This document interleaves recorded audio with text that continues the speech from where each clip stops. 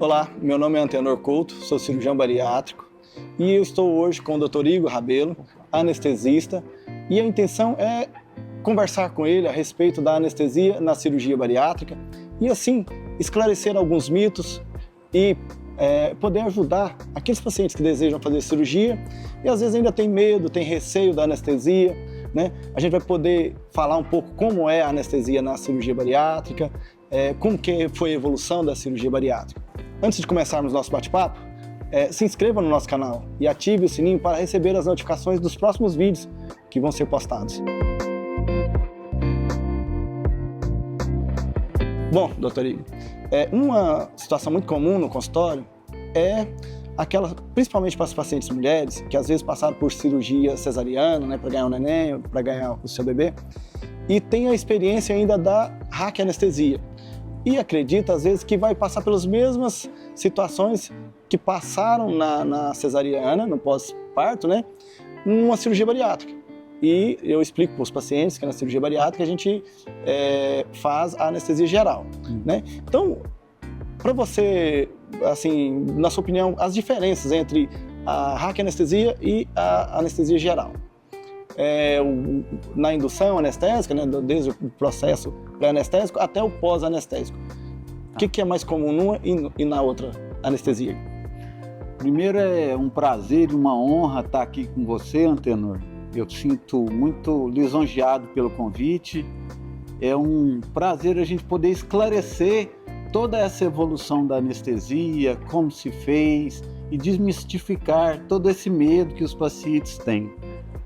Na verdade, antigamente o pessoal fazia uma anestesia nas costas, ou era a raque ou a peridural.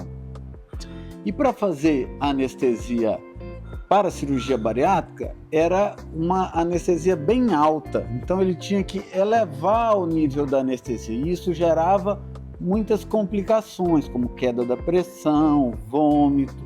Hoje em dia já não existe mais isso, é uma coisa bem mais tranquila, bem mais leve. Então, com o desenvolvimento tanto da técnica anestésica quanto da técnica na cirurgia bariátrica, as repercussões para o paciente diminuíram muito, assim como seus riscos.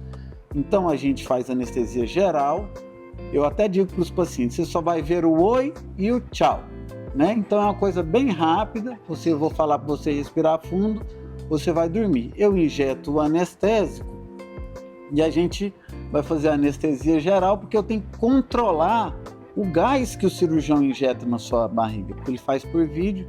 E esse controle do CO2 só é permitido por anestesia geral. A cesárea é uma cirurgia totalmente diferente, é uma cirurgia que eles fazem ainda a raquianestesia por causa das repercussões para o bebê. Então, são duas coisas bem diferentes e duas vivências bem diferentes, porque é uma cirurgia eletiva, bem mais tranquila, tudo que é feito é conversado, é falado com calma. E não tem medo nenhum, é uma coisa assim, tudo tem seus riscos, mas o risco hoje de uma anestesia é bem menor que o risco de atravessar uma rua, ou seja, você não tem medo de atravessar a rua, né? Mas você acaba tendo medo da anestesia por não conhecer. Uma coisa assim que eu explico para os pacientes, é natural você sentir medo daquilo que é desconhecido, né? Então, fazer uma cirurgia, se submeter a uma anestesia geral, o paciente, as pessoas de um modo geral, não só os pacientes, têm a impressão de que não está no controle, né? Fala, mas eu não vou estar no controle daquela situação. E isso assusta os pacientes. Mas eu tento tranquilizar os meus pacientes falando o seguinte: primeira coisa, no hospital em que eu opero, um hospital de excelente qualidade, a equipe anestésica que trabalha comigo, né, você, os outros colegas anestesistas, são muito bem capacitados e muito habituados a lidar com o paciente de cirurgia bariátrica. Para mim, eu acho que esse ponto é fundamental. Ter pessoas que estão preparados e habituados a lidar com aquele tipo de cirurgia, né? Isso traz segurança, né? Hoje você já trabalha lá com a bariátrica há muitos anos, né? Antes de eu entrar lá, antes que eu começasse a operar lá no IAG, você já anestesiava para outros colegas, né? E isso com certeza tem uma vivência, né? uma experiência pessoal muito longa, né? Hoje em dia, você vê o nível de tecnologia que a gente dispõe, então se o paciente é obeso, então as veias às vezes ficam mais profundas, ou mesmo por causa do jejum, do medo, as veias se escondem, você pega um ultrassom, você pega a veia do paciente com ultrassom. Então você coloca o ultrassom, vê aonde está a veia e se guia através dele. Isso diminui o número de picadas, de tentativa de acessar. Você não fica futucando, né? Que antigamente o paciente falava, né? Ou seja, Rapaz, você falando isso aí, eu lembro quando eu fazia a especialização, que a gente ia participar das cirurgias bariátricas, antes de começar tinha que pegar um acesso central, né? Pegava uma veia debaixo da clavícula, uma veia do pescoço, porque o paciente já tinha essa dificuldade. E não fazia guiado por ultrassom, não. Né? Pois é, antigamente a cirurgia era outra, né? Você não tinha os grampeadores, tinha que ficar na UTI, isso. As técnicas ainda não eram tão desenvolvidas. Hoje a gente faz uma cirurgia bariátrica, o Antenor faz uma cirurgia bariátrica em 50 minutos. Isso. Né? Então é uma coisa muito tempo total rápida, de anestesia dá o quê? 1h30. 1h30, né? Então, entre você dormir e acordar, você vai ficar 1h30, 1h40. São tempos muito curtos e isso diminui resposta endócrino-metabólica, né? Diminui incidência de infecção, diminui tremor pós-operatório, diminui hipotermia. Então, controla toda uma série de fatores. Eu falo para meus pacientes o seguinte: quando você vai fazer anestesia geral, você faz na veia venosa, né? E eu explico para eles que o medicamento é tão tecnológico, tão evoluído, que se parou de aplicar o medicamento, em 5 minutos o paciente já começa a ter reação de acordar da anestesia, né? E hoje também tem, além dessa meia-vida mais curta, né? A gente tem os reversores. Então você acaba, em alguns casos, revertendo, né? E o paciente acorda quase que de imediato. Outro ponto que eu explico para os pacientes, por que a gente indica a anestesia, por que precisa da anestesia geral, né? Quando a gente vai fazer a cirurgia por videolaparoscopia, a gente precisa criar um espaço dentro da barriga para fazer o procedimento, para trabalhar com as pinças e afastar um órgão do outro, né? Afastar o fígado do estômago, o intestino do fígado, né? E isso a gente só consegue com um nível de relaxamento muscular que só é possível com a anestesia geral, né? Exatamente. Os medicamentos que você usa, ele proporciona esse relaxamento muscular, né? O paciente cria, o músculo fica tão relaxado que cria um espaço muito amplo ali dentro do abdômen. Porém, o paciente não consegue ter o controle da respiração. Então, por isso que precisa de intubação, né? E, assim, o que você me fala a respeito da evolução da intubação? Antigamente tinha... Hoje em dia, antigamente a gente só usava o laringoscópio convencional, né? Hoje em dia a gente tem, por exemplo, o videolaringo. Ele é uma câmera que coloca na ponta e vem assim, e você vê através da tela, que maximiza o tamanho da laringe. Então você vem guiado com colocação do tubo, totalmente guiado e vendo totalmente as estruturas do paciente, o que diminui muito qualquer chance de complicação. Na vida, tudo tem complicação. Você pode estar andando na rua, cair e machucar, mas as complicações hoje, principalmente em anestesia, né, e na cirurgia, são bem menores. E muito bem controladas. São bem controladas. Então a gente tem recurso, além do recurso do videolaringo, tem o recurso do fibroscópio em casos especiais que a gente usa, mas hoje em dia está tão assim mais fácil de se lidar com isso que a gente quase não usa o fibroscópio, que é um recurso ainda mais tecnológico, porque é desnecessário, dado ao que o videolaringo já te proporciona. Ainda nesse comparativo da raquianestesia, da experiência que alguns pacientes têm com a raquianestesia e com a anestesia geral, muitos pacientes têm medo falam assim, depois da cirurgia eu vou ter dor de cabeça, vou ter cefaleia pós-anestesia. Não. A raquianestesia é uma anestesia que é feita na coluna. Então, quando eles puncionam a coluna, em alguns casos, uma porcentagem de 1 a 3%, continua vazando um líquidozinho da coluna. Então, deitado, ele não sente nada, porque não tem diferença de pressão. Na hora que ele levanta, aumenta esse gradiente de pressão, o líquido vaza e ele tem uma dor de cabeça lancinante. Isso na raquia.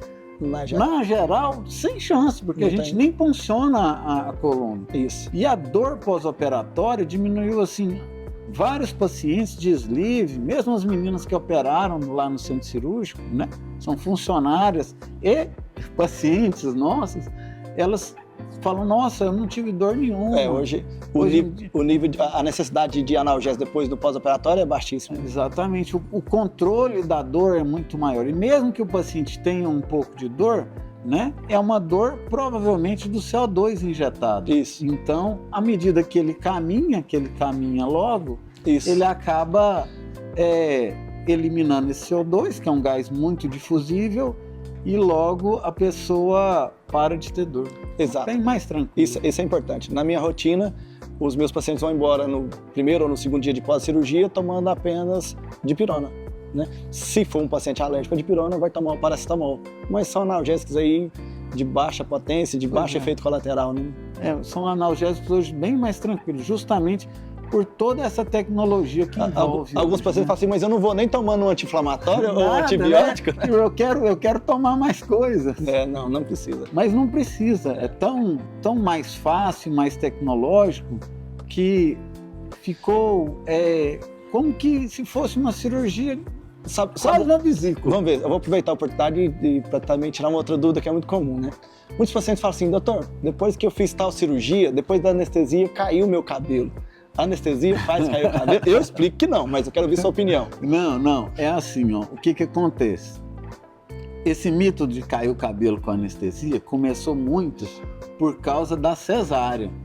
Então existe uma queda natural na cesárea de cabelo, por causa da queda hormonal quando você tem um filho. Isso. Então eles relacionaram isso à anestesia. De modo algum, a anestesia faz cair o cabelo. Eu acho também que era estratégia de alguns outros cirurgiões antigos de não querer explicar para o paciente, falar, é anestesia, né? Simplificava a explicação e jogava na conta da anestesia.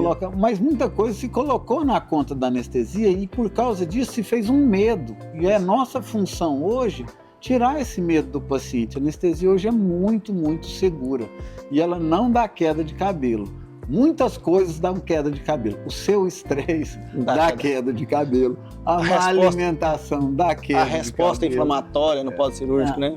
A mudança que o corpo passa. Né? Hoje em dia, para você ver, mesmo uma resposta inflamatória da cirurgia é uma resposta bem mais pequena, muito menor, né? Então, a incidência de queda capilar é menor. Só que existe o seu estresse, o seu medo, tudo que envolve aquilo, e isso pode realmente levar a uma queda capilar sua. Sim. Mas uma coisa bem controlada, muito diferente da cesárea, por exemplo. Exatamente. Bom, doutor Igor, eu quero agradecer você pela parceria de sempre, não só desse momento, mas até da parceria lá no Centro Cirúrgico. Eu gosto muito de trabalhar lá no IAG, gosto muito de trabalhar com a equipe sua de anestesia. Traz bastante segurança para mim e para os meus pacientes, né?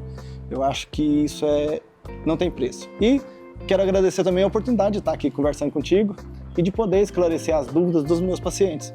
Eu tenho certeza que essa conversa ainda vai gerar outras dúvidas. Então, o que eu recomendo? Recomendo para você que está assistindo o vídeo, se tem alguma dúvida, deixe seu comentário. Teria um prazer em respondê-lo. E se eu ainda não conseguir, tenho certeza que o meu parceiro aqui vai poder também dar essa força aí na resposta, tá bom?